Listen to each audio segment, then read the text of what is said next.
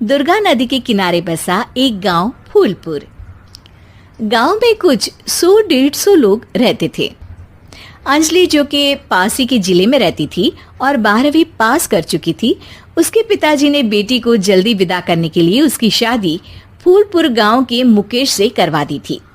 मुकेश कभी स्कूल नहीं गया था और इस कारण वो पढ़ा लिखा नहीं था और बाकी गांव वालों की हालत भी मुकेश जैसी ही थी। मुकेश के घर में उसके माता पिता भी रहते थे।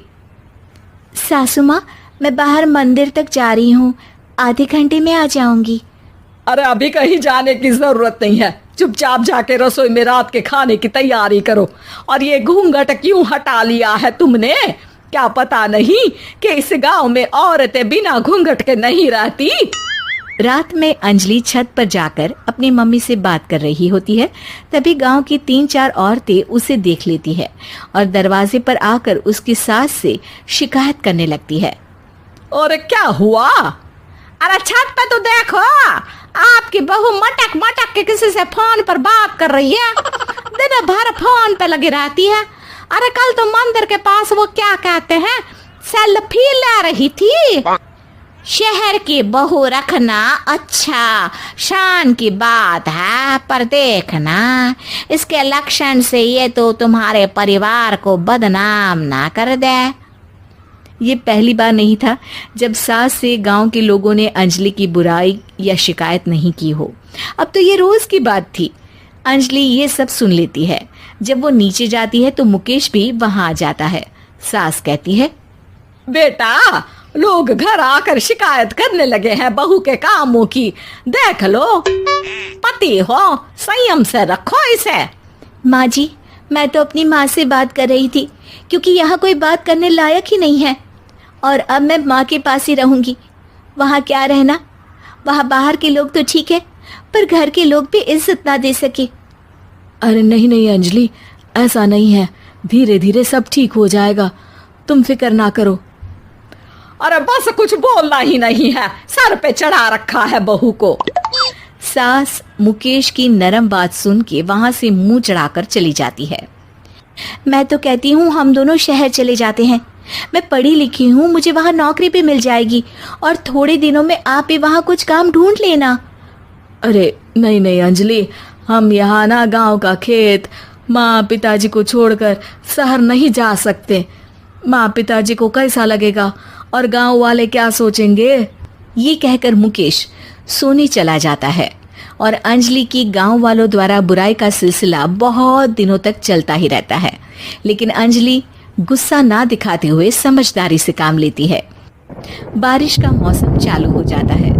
जोरदार बारिश से पूरे गांव में हाहाकार मच जाता है। दुर्गा नदी में बाढ़ आ जाती है और बाढ़ का पानी पूरे गांव की फसल तबाह कर देता है।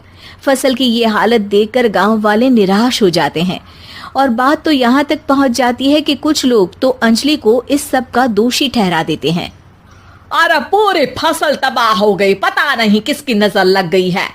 अरे जब से चौधरी परिवार में ये शहर की बहू आई है ना, तब से ही गांव की शांति चली गई है। इसके कर्म कांड से माँ दुर्गा नदी भी खुश नहीं है। ये सब सुनकर बेचारी अंजलि रोते हुए अपने घर चली जाती है। कुछ दिन बाद सभी गांव वाले अपनी फसल का मुआवजा लेकर अपने अपने घर आते हैं। मुकेश भी 1500 लेकर आता है। अंजलि को जब पासबुक दिखाता है तो अंजलि हैरान हो जाती है। अरे, ये पासबुक में तो उन्होंने 4000 की एंट्री करी है और आपको सिर्फ 1500 दिए। सच में? अरे, वो सरकारी अफसर आपको बेवकूफ बना रहे हैं। सरकार की तरफ से हमें 4000 मिले हैं, लेकिन बाकी का सारा पैसा खुद ही खा रहे हैं।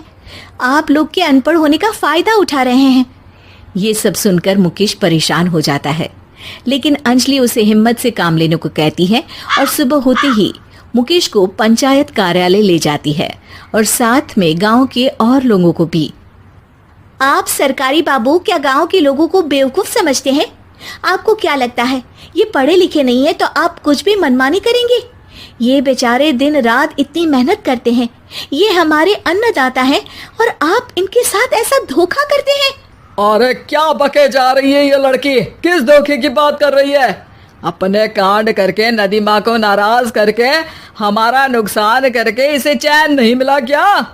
सरपंच जी, इन सरकारी बाबू ने मुझे बेवकूफ बनाया है और मेरे हिस्से के पैसे खुद चट कर गए। बस ये सुनते ही सरपंच वहां से दुम दबाकर भाग जाता है। पता चलता है कि जनपद अधिकारियों ने गांव के सरपंच के साथ मिलकर सबके साथ धोखा किया है। सब लोगों का विरोध शुरू हो जाता है और आखिर में अधिकारी सब गांव वालों के हिस्सों के बचे हुए पैसे उन्हें लौटा देते हैं और कई दिन तक सरपंच गांव में लौटता ही नहीं। अंजलि, तुम नहीं होती तो हम गांव वालों को तो पता ही नहीं चलता कि ये हमें हर बार बेवकूफ बनाते हैं। हाँ हाँ अंजलि बेटी, हमें माफ कर दो।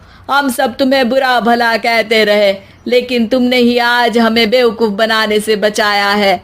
हमें तुम पर गर्व है बेटी। अब समझ आया कि सरपंच तुमसे नहीं, तुम्हारे पढ़े लिखे होने से नफरत करता था। क्यों ना इस बार हम अंजलि को ही सरपंच पद के लिए चुन ले?